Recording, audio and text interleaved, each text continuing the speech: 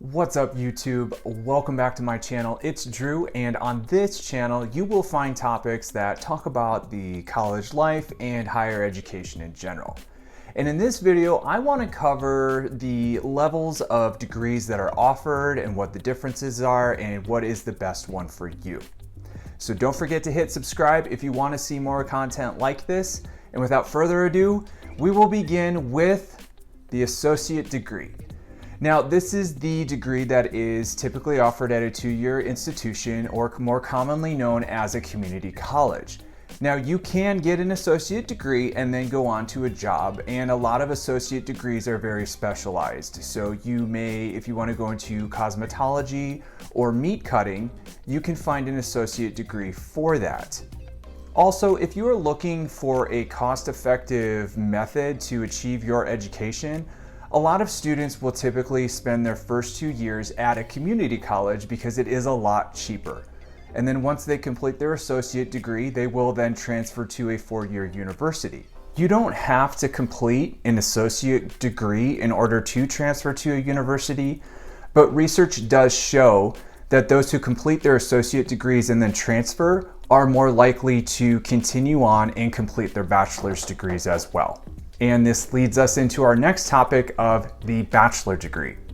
Now, the bachelor's degree is probably the most commonly discussed degree and most well-known, and this is offered at 4-year institutions, or what we would call colleges and universities.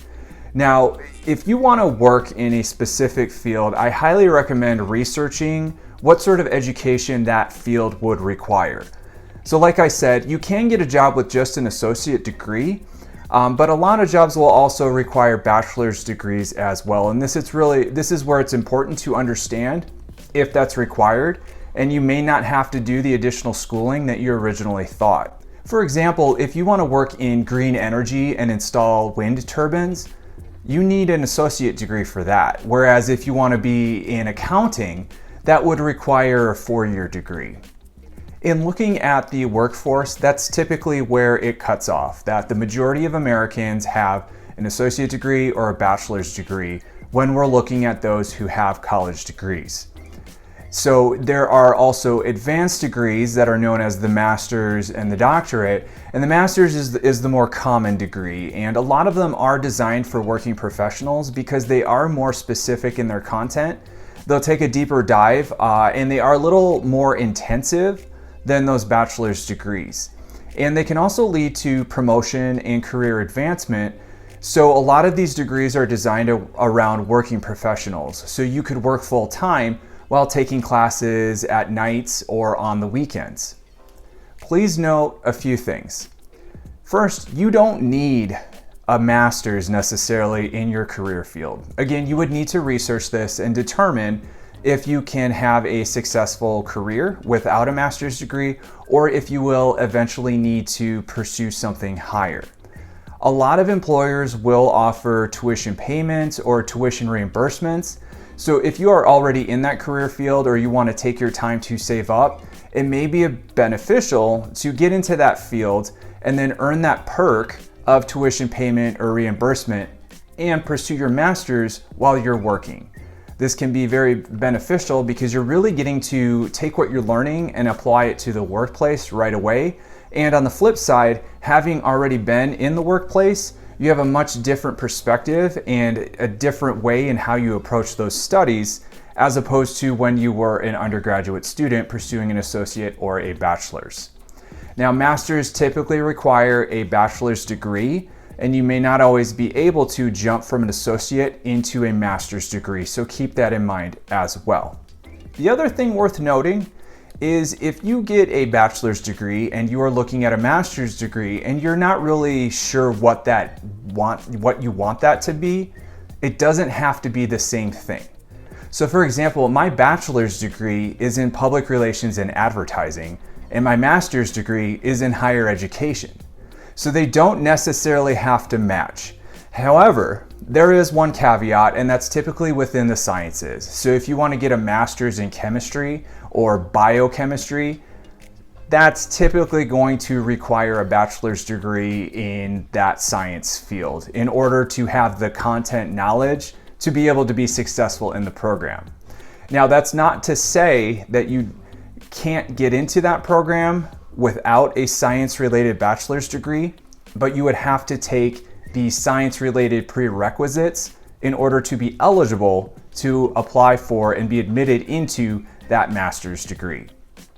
Now, lastly, we have the doctoral programs or the doctorate degrees, and these are also known as terminal degrees because there is no level of degree higher than the doctorate. So you will see your college professors are the PhDs, the researchers doing environmental research are PhDs. You may have college deans who have EDDs, and then you have your doctors who are MDs and your lawyers who are JDs. These are examples of the doctorates. So doctorates are the most intensive and the longest programs to complete. They will take anywhere from 4 to 8 years and maybe even longer, depending on your final project, which is that dissertation. Again, depending on what you want to do, this will dictate whether or not you need a doctorate. Or you may want a doctorate and still choose to pursue it anyway, and that is fantastic. And I would say overall, if you are at a point where you are currently or looking at pursuing an associate or a bachelor's degree, you don't have to know yet or have to make a decision about whether or not to pursue a master's or a doctorate. It really kind of depends on your career field, and since that changes so much and since technology changes and jobs change, you may not know until you've already graduated and entered the workforce.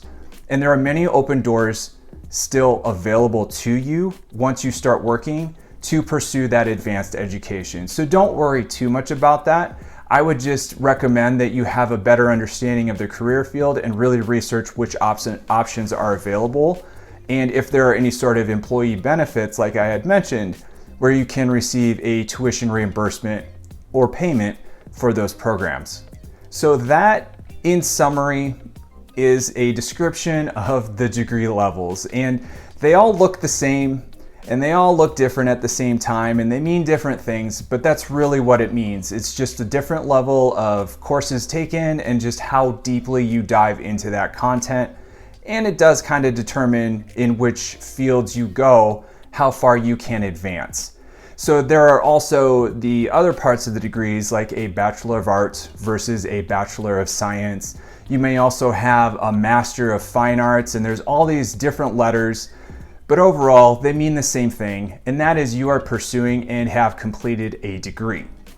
So when you take a step back and you look at what that program is, what you want to do, and how you want to get there, that will start to let things fall into place in terms of which degree is right for you. So if I had to say one thing, and I've already said it a few times, do your research and keep your options open, and there are plenty of paths available to you. So as always, I hope you enjoyed this. Don't forget to comment and hit like, and I will see you in the next one.